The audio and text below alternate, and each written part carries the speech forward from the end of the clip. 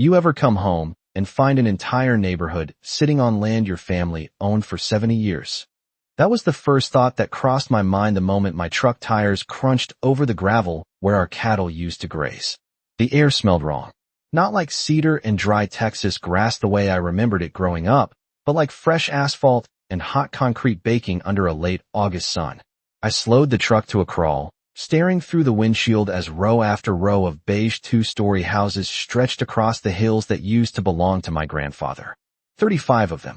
Perfect lawns, white fences, identical mailboxes, the kind of place where every driveway has a shiny SUV and every street has a name that sounds like it came out of a real estate brochure. Willowbrook Estates. I saw the stone entrance sign before I even reached the old oak tree where my granddad carved our family initials back in 1978. Except the oak tree was gone. In its place stood a decorative fountain and a pair of wrought iron gates slowly opening as a golf cart rolled toward me. The woman driving it wore a tennis visor and the kind of smile that feels polite until you realize it isn't. She parked in front of my truck like she owned the road. "You can't drive through here," she said, tapping a clipboard against the door. "This is private HOA property." I remember the way the sun flashed off her sunglasses when she leaned closer to read my license plate. The smell of expensive perfume drifted through my open window, mixing with the heat and dust of the road I'd driven since I was a kid. "Ma'am," I said, keeping my voice calm. "This used to be Morrison Ranch." Her smile tightened. "Not anymore." She gestured behind her at the brand new houses climbing up the hillside. Willowbrook Estates. 35 homes sold in under 6 months. She said it with pride, like she'd built the place herself. Then she pointed at a laminated notice clipped to her board. "And according to county records, you're trespassing." The word hung in the air for a second. Almost funny if it hadn't been so absurd. Trespassing. On the same dirt where my grandfather taught me to ride a horse. On the same pasture where my father ran cattle every summer. I stepped out of the truck slowly, boots hitting the gravel with a crunch that echoed down the quiet suburban street. Somewhere nearby, a sprinkler hissed across a perfect green lawn. Children's bicycles leaned against garage doors that stood exactly 8 feet wide and freshly painted. Everything looked spotless, organized, expensive. Everything looked like it had been built on land that didn't belong to the people living on it. "My name's Jake Morrison," I told her. "My family's owned this land since 1955. The woman tilted her head, studying me like I'd just told her I owned the moon. "Well, Jake," she said, drawing my name out slowly. "That land was abandoned years ago. The HOA acquired it legally." She tapped the clipboard again and handed me a folded document. "Which means you need to leave." I unfolded the paper and glanced down at the bold letters across the top. Eviction notice. I didn't argue. I didn't raise my voice. I just looked past her at the neat rows of houses climbing toward the ridge where our reservoir used to sit. What she didn't know, what none of those 35 homeowners knew, was that the small earth dam above this valley had been holding back 45 years of water, and the only person legally allowed to decide when that water moved was me. I folded the eviction notice slowly and slid it back across the hood of my truck, the paper crackling in the dry Texas heat. The woman in the visor watched me like she expected a fight, like I would start shouting or demanding answers. Instead, I just looked past her again, letting my eyes trace the slope of the land the way my grandfather taught me when I was a kid. Even with 35 houses sitting on it, I could still recognize the bones of the place. The ridge line to the west. The shallow valley where the creek curved through the grass. And above it all, hidden just beyond the trees, the small earthen dam my grandfather built with his own hands. My name is Jake Morrison. I am 34 years old, and I work as a civil engineer with the United States Army Corps of Engineers. For the past 8 years, my job has taken me to places where water decides whether people survive or leave everything behind. I have spent months studying flood maps, reservoir systems, and the quiet mathematics of gravity moving through land.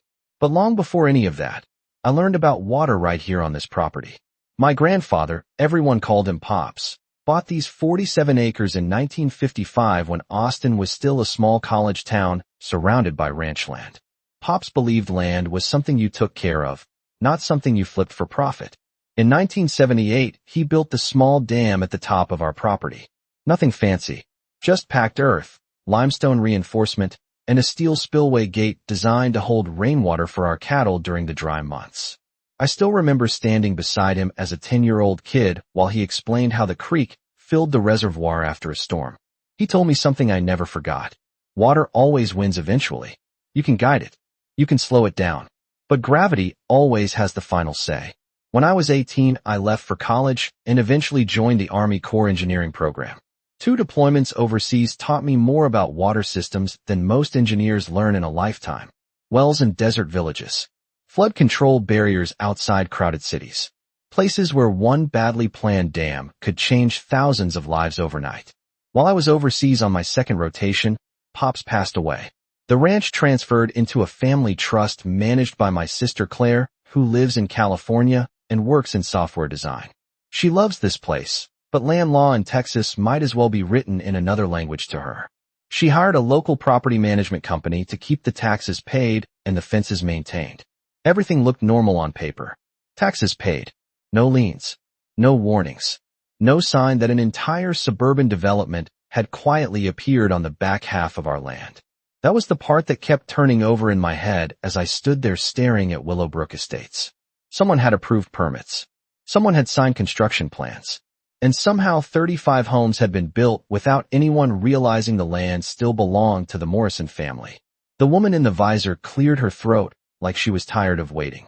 Sprinklers clicked on somewhere behind her, and the smell of fresh-cut grass drifted across the street. Perfect lawns. Quiet sidewalks. Expensive houses sitting peacefully in the afternoon sun. I glanced once more toward the ridge where our reservoir waited above the valley.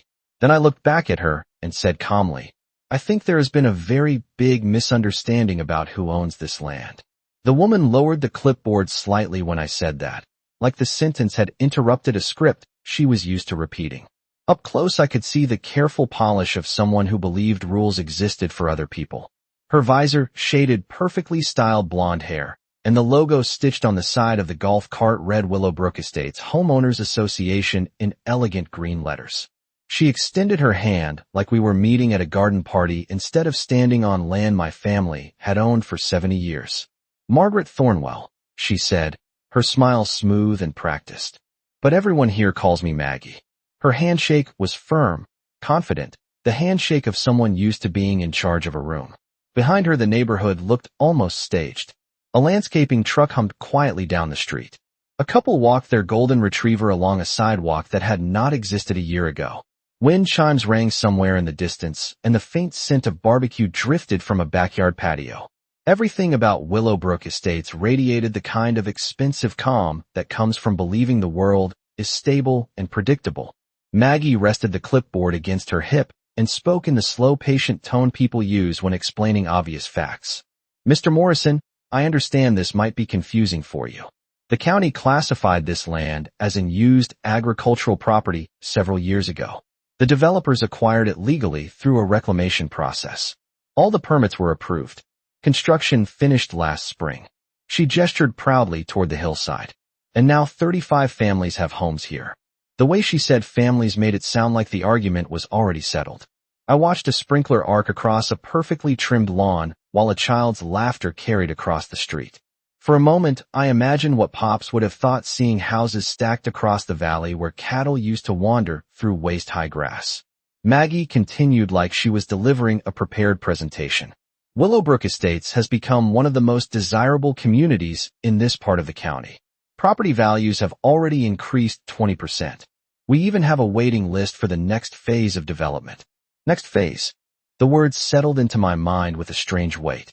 I followed the direction of her gesture toward the far side of the valley where the creek curved between 2 ridges. The same creek that fed the reservoir above our land. Maggie noticed where I was looking and gave a light laugh. That area will probably become a park or maybe additional homes once the Planning Commission approves the expansion. She spoke with the easy certainty of someone who believed every decision had already been made. Then she tapped the eviction notice again with the edge of her pen. So you understand why we have to enforce community rules. Residents expect security. If someone drives in claiming ownership of the land, it creates confusion. I let the sentence sit there for a moment while a warm breeze pushed across the valley. From where we stood, I could hear the faint trickle of water moving through the culvert under the street. The creek had always sounded like that when the reservoir above was holding steady. I glanced once more toward the distant ridge where the dam sat hidden among the trees. Then I looked back at Maggie Thornwell and asked a simple question. Out of curiosity, did the developers ever mention where the water in that creek comes from? Margaret Thornwell blinked once at my question, just long enough to show she had not expected it. Then the polite smile returned, the same one she had been wearing since the moment she stepped out of that golf cart. The creek, she said lightly. It is just runoff from the hills. Natural drainage. The developers had the engineers evaluate everything before construction began. She said engineers like the word itself was a shield against doubt. I nodded slowly and let my eyes drift again toward the gentle curve of the valley.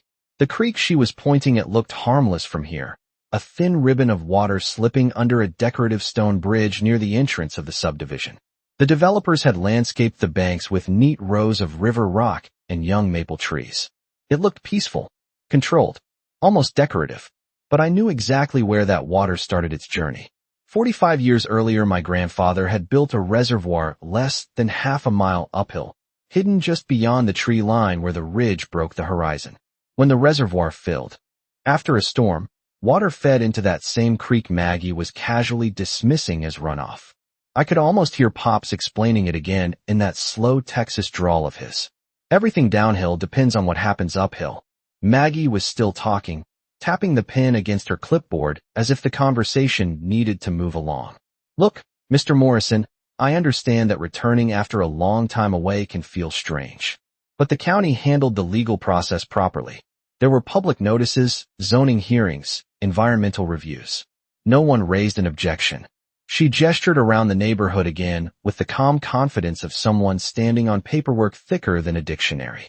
This land has been part of Willowbrook Estates for nearly 2 years now. 2 years. The number hung in the air while a delivery truck rolled slowly past us, the driver glancing over curiously at the strange standoff in the middle of his route. Somewhere a garage door hummed open and closed again. Life in the subdivision continued with quiet suburban rhythm. Maggie leaned slightly closer to me, lowering her voice as though offering friendly advice. My suggestion would be to speak with the county planning office if you believe there has been an error in the records. But in the meantime, we do need you to leave the property. Homeowners value their privacy. Privacy. The word carried a faint irony standing on land my grandfather once rode across on horseback. I studied her expression carefully. There was no hesitation in it. No hint she believed anything she said might be wrong. To her, Willowbrook Estates was permanent. The houses behind her were solid investments. The creek was nothing more than landscaping, and the man standing in dusty boots in front of her was simply an inconvenience. I slipped the eviction notice into the pocket of my jacket and looked once more toward the distant ridge where the dam rested quietly out of sight. A warm wind moved across the valley and carried the faint scent of lake water that most people would never notice. I turned back to Maggie and gave a small nod. I appreciate the explanation, I said calmly. I will talk to the county. Her smile widened slightly, satisfied with the answer. She stepped aside and gestured toward the exit road like the matter was settled. As I climbed back into my truck, the engine rumbling softly beneath the hood, my mind was already replaying every word she had said. Permits, engineers, environmental reviews. Someone had signed documents allowing 35 homes to be built in a valley directly downstream from a private reservoir. And the more I thought about that, the more one quiet fact settled into place. Nobody had asked the person who owned the dam. I drove out of Willowbrook Estates slowly, letting the truck roll past the neat sidewalks and identical driveways while my mind tried to fit the pieces together. The subdivision entrance gate closed behind me with a quiet metallic click that echoed in the rearview mirror. Just beyond the stone sign, the road turned back into the same cracked county asphalt I had known my entire life. Dry grass stretched along the shoulders, and the familiar smell of dust and cedar returned the moment I left the manicured lawns behind.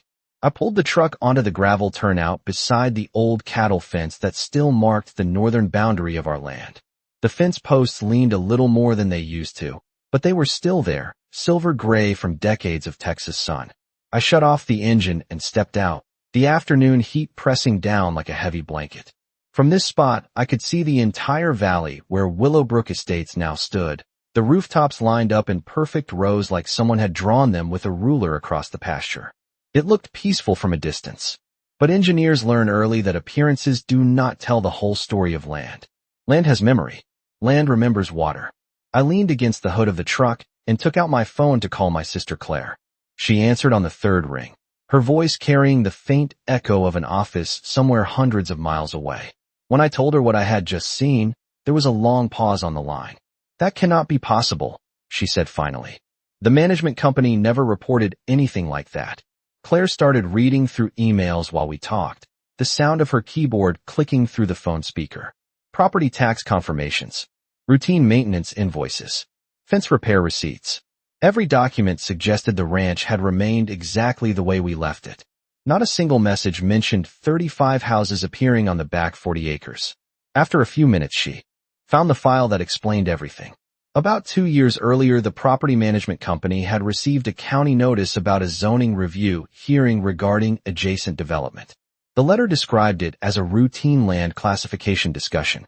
Claire had assumed it referred to the neighboring ranch to the east. The management company apparently made the same assumption. No one attended the hearing. No one objected when the developer filed paperwork claiming the western section of our land had been unused for years.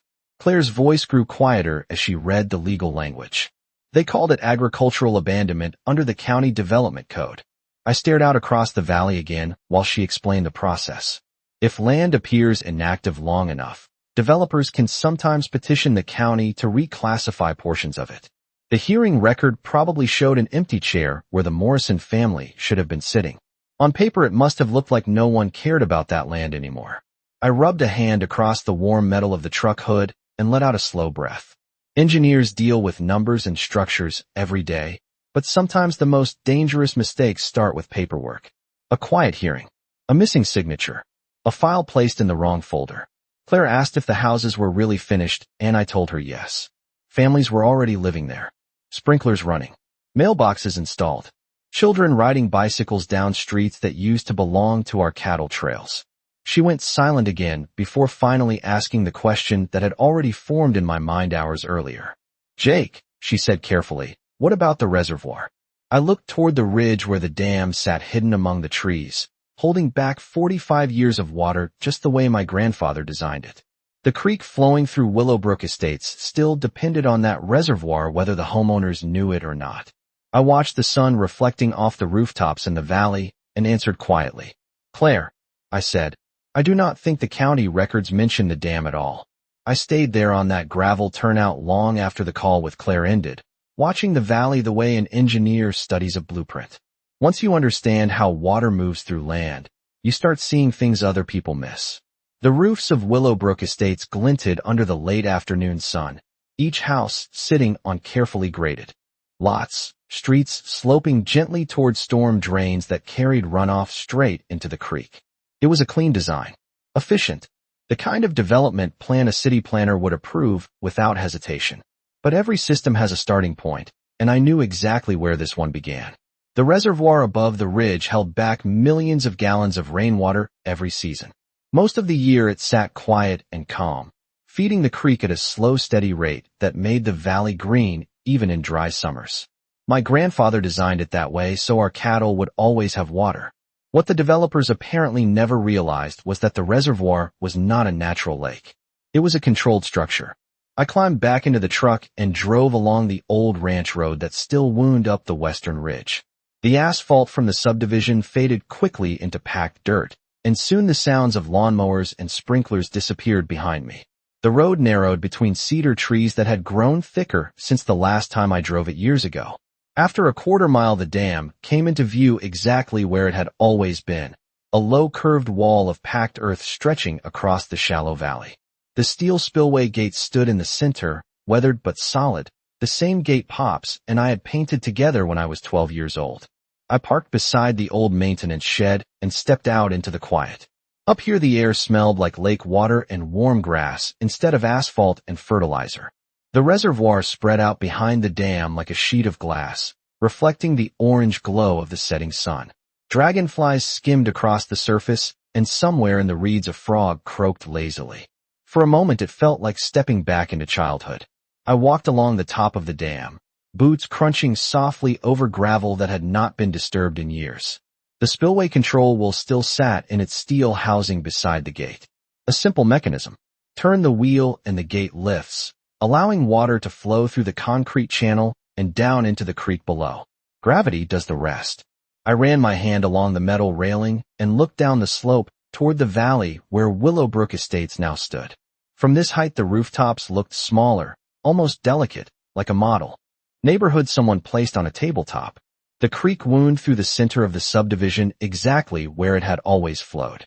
The only difference was that now the water passed beneath decorative bridges and manicured lawns before disappearing into the storm system at the far end of the valley. I crouched beside the spillway housing and brushed away a thin layer of dust covering the old inspection plate. The faded lettering was still readable. United States Army Corps of Engineers. Flood Control Assistance Program. Year of construction, 1978. That small detail explained something important. Because the dam had been built with federal engineering guidance, it fell under a completely different category of water regulation than most private ponds. That meant any major development downstream should have triggered a federal review long before construction began. I stood up slowly and looked out over the quiet reservoir again while the last light of the sun faded behind the hills. Somewhere down in the valley, porch lights began flickering on one by one as families settled into their evening routines. None of them realized the calm creek flowing past their backyards was connected to a structure that county paperwork had apparently forgotten. And the more I thought about it, the clearer one fact became. Those developers had built an entire neighborhood directly below a dam they did not even know existed. I stayed on the dam until the sky turned deep purple and the first stars appeared above the ridge. Night settled slowly over the reservoir, and the valley below transformed into a scattered pattern of warm yellow lights as houses switched on their porch lamps and kitchen windows glowed against the dark hillside. From up here, Willowbrook Estates looked peaceful, almost picturesque, like the cover photo of a real estate brochure. Families were probably eating dinner, children finishing homework, televisions humming quietly behind those walls. None of them had any idea how carefully engineered the ground beneath them had once been. I walked back toward the maintenance shed and pulled open the rusted metal door. Inside, the same wooden cabinet pops installed decades ago still hung on the wall. The hinges creaked when I opened it, releasing the faint smell of old paper and machine oil. Inside were rolled survey maps, maintenance logs, and inspection documents that my grandfather had kept organized with almost military precision. I spread the largest map across the workbench under the beam of my truck headlights. The paper crackled softly as it unrolled, revealing the original flood control diagram drawn in 1978. Blue ink lines traced the reservoir, the spillway, and the downstream creek that ran straight through the valley now filled with houses. I studied the markings the way I would study a field report overseas. Elevation numbers, flow calculations, safety overflow limits. Pops had worked with a regional Army Corps engineer to design this system because even a small dam required careful planning. According to the original documents, the reservoir was capable of holding several million gallons of water during peak rainfall before releasing it gradually through the spillway. The design was simple but effective, but one line on the map made me pause. Downstream flood buffer zone, 2,000 feet minimum. I stepped outside the shed and looked again toward the valley. Even in the darkness, I could see porch lights reflecting faintly along the curve of the creek as it passed through the center of Willowbrook Estates. I knew the distance from the dam to the first houses almost by instinct because I had ridden horses across that pasture my entire childhood. It was not 2,000 feet, not even close. I walked slowly back to the top of the dam and rested my hands on the railing, letting the cool night air settle around me. The water behind the dam remained perfectly still, the surface smooth except for the occasional ripple from a fish breaking the surface. Nothing about the reservoir looked threatening. It was just water waiting quietly in the dark, exactly where gravity had placed it. But engineering is not about appearances. It is about systems. And the system my grandfather built assumed something very simple: that the valley below would remain open pasture capable of absorbing water when heavy storms arrived. I looked down again at the quiet neighborhood lights glowing beneath the ridge. Every driveway, every lawn, Every decorative bridge had been built inside the exact space that the original design expected to remain empty. The developers had filled the flood buffer with houses, roads, and drainage pipes without realizing what the land was designed to do during major rainfall. A slow realization settled into my mind as the night wind moved across the water behind me. They had not just built on my land. They had built directly inside the safety zone of a functioning reservoir system. And the more I considered that fact, the clearer my next step became. I did not need to argue with the homeowners association. I did not need to threaten lawsuits or raise my voice in county offices. I simply needed to make sure the system above the valley was operating exactly the way it had been designed to operate 45 years ago. The next morning, the sky over the Texas hills turned the color of dark steel. I noticed it before the weather report even mentioned it, because years of engineering work had trained me to read clouds the way ranchers read cattle. A slow-moving storm system had rolled in overnight from the west, dragging thick bands of rain across the county. By sunrise, the first drops were already tapping against the windshield of my truck as I drove back up the old ranch road toward the reservoir. The dirt path had turned soft under the tires, and the smell of wet cedar filled the air. Rainwater trickled down the roadside ditches, all of it flowing the same direction it always had for decades. Downhill, toward the valley where Willowbrook Estate sat. I parked beside the maintenance shed and stepped out into the steady drizzle. The reservoir looked different now. Overnight, the smooth glass surface had turned restless, small waves rippling across the water as the storm fed it from the surrounding hills. I walked along the top of the dam, boots damp with rain, watching the water level inch higher against the measurement markers embedded in the concrete spillway. The system was doing exactly what it was built to do: collect rainfall from the entire ridge line and hold it until it could be released safely downstream. In the distance, thunder rolled softly over the hills like a slow drumbeat. I checked the inspection plate again, brushing away fresh raindrops as if confirming what I already knew. The dam was still in good condition, structurally sound, designed to handle storms far heavier than this one. But the land below it had changed. I turned and looked down the valley again. Even through the rain, I could make out the neat pattern of houses, streets, and lawns that now filled the old flood buffer. Water was already beginning to move through the creek channel. Below, the current stronger than the gentle stream Maggie Thornwell had dismissed the day before. That creek had always grown louder during storms because it carried overflow from the reservoir when rainfall pushed the water level high enough. I walked over to the spillway control wheel and placed both hands on the cold metal. The mechanism felt solid beneath my grip, the same heavy iron pops had installed almost half a century earlier. Turning the wheel would not break the dam or send a sudden rush of water racing downhill. That is not how properly engineered spillways work. It would simply allow the reservoir to release water at the rate the original design required during storms. Exactly the way it had done for years when cattle still grazed the valley below. Rain tapped steadily against my jacket while I looked once more toward Willowbrook Estates. Porch lights glowed faintly through the gray morning haze, and cars moved slowly along the neighborhood streets as residents began their normal day. To them, it was just another rainy morning in a quiet suburban community. I took a slow breath of the cool, damp air and began turning the wheel. The mechanism groaned softly as the gate lifted inch by inch, allowing water to slip through the concrete spillway channel. At first, it was only a narrow stream, sliding down the slope toward the creek below. But as the gate opened further, the flow strengthened, the steady sound of moving water echoing through the valley the same way it had echoed here since 1978. Gravity does not care about property lines or homeowners associations.